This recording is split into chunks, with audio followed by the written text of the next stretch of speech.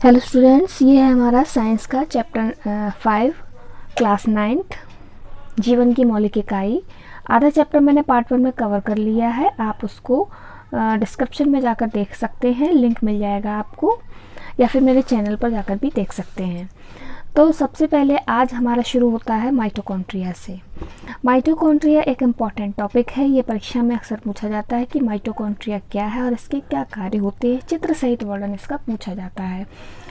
तो माइटोकॉन्ड्रिया की खोज जो है वो अल्टमान नामक वैज्ञानिक ने की थी। माइटोकॉन्ड्रिया को कोशिका का पावर हाउस कहते हैं। प्रश्न पूछा जाता है कि कोशिका का पावर हाउस किसे कहते हैं। ठीक है, ये कोशिका द्रव्य में छोटे छोटे कणों, तंतुओं, गोलों या छड़ों के रूप में पाए जाते हैं। प्रत्येक माइटोकॉन्ड्रिया के चारों तरफ जीव द्रव्य कला या प्लाज्मा झिल्ली के समान प्रोटीन और वसा की दोहरी झिल्ली की दीवार होती है। बाहरी दीवार चिकनी और लचीली होती है जो फूलकर कई गुना बढ़ सकती है। भीतरी परत अंदर धंसकर अंगुली समान कृष्टि बनाती है। कृष्टि की सतह पर अंदर की तरफ असंख्य छोटी छोटी घुंडियां होती हैं। ये सब कुछ आप इस चित्र में देख सकते हैं। ठीक है, चित्र की मदद से पढ़ेंगे तो आपको पढ़ने में बहुत ही आसानी रहेगी। जिनको ऑक्सीसोम कहते हैं। माइटोकॉन्ड्रिया के अर्ध तरल पदार्थ से भरी गुहा मैट्रिक्स कहलाती है। ये सभी कुछ चित्र में दिखाया गया है।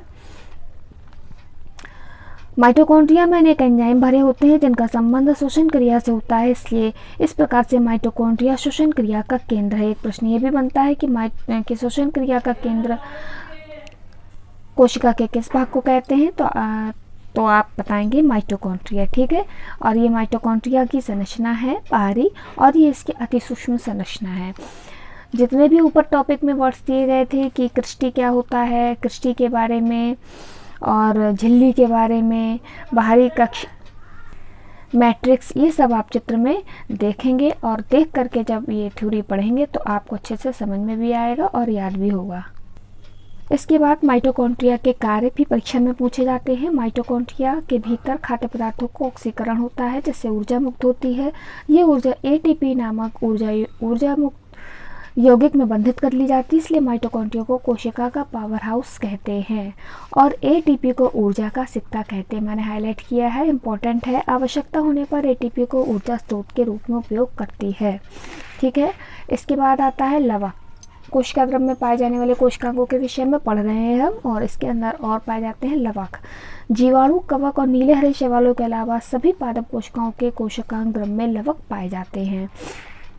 लवक के प्रकार। कार्य, वर्णक और गुणों के आधार पर लवक 3 प्रकार के होते हैं। हरित लवक, जो कि नाम से ही पता चल रहा है, हरित लवक यानी हरा, इनमें पड़हरित यानी क्लोरोफिल होता है। ये हरे रंग के पौधों में पाए जाते हैं। ये कोशिकाओं को हरा रंग देते हैं और सूर्य के प्रकाश में इनमें कार्बोहाइड्रेट का संश्लेषण भी होता है।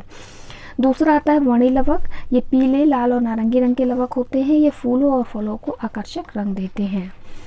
अवर्णी लवक रंगहीन लवक होते हैं, यानी कलरलेस होते हैं। इनमें खाद्य पदार्थ मंड, वसा या प्रोटीन के रूप में संग्रहित रहते हैं। हरित लवक के विषय में डिटेल में पढ़ेंगे। ये परीक्षा में पूछा जाने वाला टॉपिक है। हरित लवक को डिटेल में परीक्षा में पूछा जाता है। हरित लवक जो होते हैं पड़हरित युक्त हरे रंग के लवक होते हैं। नाम से ही क्लियर है, जो पौधों के सभी भागों में पाए जाते हैं। इनका कार्य प्रकाश संश्लेषण द्वारा भोजन का निर्माण करना होता है, इसलिए ये कोशिका की रसोई कहलाते हैं। हाईलाइट किया है मैंने, आप लोग इसे ध्यान से पढ़िएगा। हरित लवक 2 यूनिट कलाओं के आवरण से घिरा रहता है। ये आवरण रंगहीन प्रोटीन युक्त मैट्रिक्स को घेरे रहता है। हरित लवक के मैट्रिक्स को स्ट्रोमा कहते हैं। ये चित्र में देखिएगा आप, ये देखिए, ये स्ट्रोमा। इसमें डीएनए, राइबोसोम और अनेक एंजाइम पाए जाते हैं। स्ट्रोमा में पाई जाने वाली झिल्ली नुमा चपटी पुटिकाओं को थाइलेकोइड कहते हैं। एक दूसरे पर एकत्र होकर सिक्कों के समान ढेरी बनाती हैं, जिन्हें ग्रेनम कहते हैं। ये देखिए, ये ऐसा लग रहा है सिक्कों के समान ढेरी है, इसी को हम ग्रेनम कहते हैं। नेक्स्ट, लवक के कार्य। क्लोरोप्लास्ट में उपस्थित वर्णक सूर्य की ऊर्जा को अवशोषित करते हैं। इस ऊर्जा का उपयोग पौधे कार्बोहाइड्रेट के संश्लेषण में करते हैं। हरे रंग के अलावा अन्य रंगों के लवक फूलों को आकर्षित कर कीट परागण में सहायता करते हैं, और अवर्णी लवक पौधों के विभिन्न रंगों में खाद्य पदार्थ संग्रहित करते हैं। कोशिका में पाया जाने वाला अन्य कोशिकांग है रसधानी यानी रिक्तिका। पादप कोशिका के कोशिका द्रव्य में अनेक खाली स्थान होते हैं जिन्हें रिक्तिका या रसस्थानिया कहते हैं। रिक्तिका के चारों ओर एक झिल्ली होती है जिसे रिक्तिका कला कहते हैं। रिक्तिका रस में खनिज लवण, कार्बोहाइड्रेट, एमाइड, अमीनो अम्ल और कार्बिक अम्ल और विभिन्न प्रकार के अपशिष्ट पदार्थ उपस्थित रहते हैं। रिक्तिका का कार्य, रिक्तिका रसकोशिका की स्फीति बनाए रखती है। रिक्तिका भंडारण का कार्य करती है क्योंकि इसमें जल, भोजन और अन्य पदार्थ संग्रहित रहते हैं। रिक्तिका में एंथ्रोसाइडिन जैसे पदार्थ होते हैं जिसके कारण फूलों का रंग लाल और नीला आदि होता है। और ये है हमारा सबसे ज़्यादा इम्पोर्टेंट टॉपिक, केंद्रक। परीक्षा में जरूर से लॉन्ग में पूछा जाता है। केंद्रक कोशिका के भीतर कोशिका द्रव्य से घिरा हुआ ये गोल आकृति का और गहरे रंग का विशेष भाग होता है। सामान्यतः एक कोशिका में एक ही केंद्रक होता है, लेकिन कुछ पौधों की कोशिकाओं में एक से अधिक केंद्रक पाए जाते हैं। केंद्रक के 4 भाग होते हैं। देखिए केंद्रक का चित्र दिया गया है, मैंने बनाया है आप लोगों के लिए।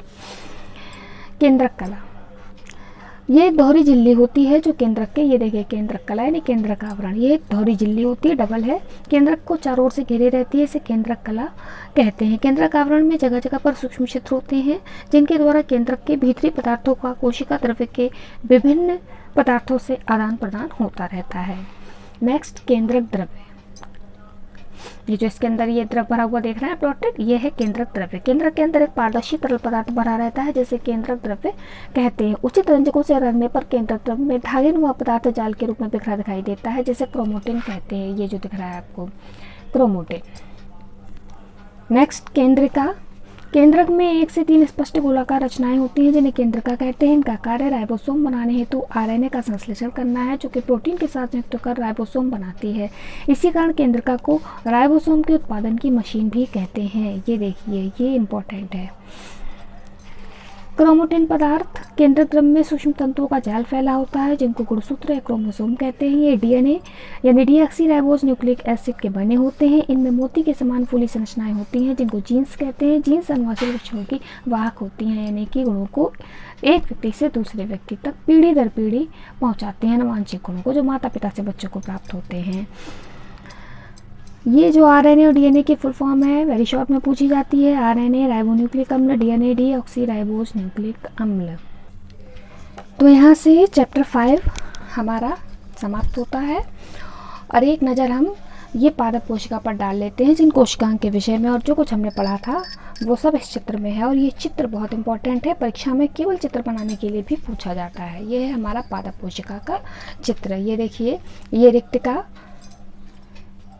रिक्तिका कला, ये जो इसमें डॉटेड भरा हुआ है कोशिका द्रव्य, माइटोकॉन्ड्रिया, गोल्जी काय, अंतःप्रद्रव्य जालिका, कोशिका कला, केंद्रक कला, केंद्रिका, राइबोसोम और हरित लवक, इन सब के विषय में हमने डिटेल में पढ़ लिया है। और आप लोग ये चित्र भी तैयार कर लीजिएगा।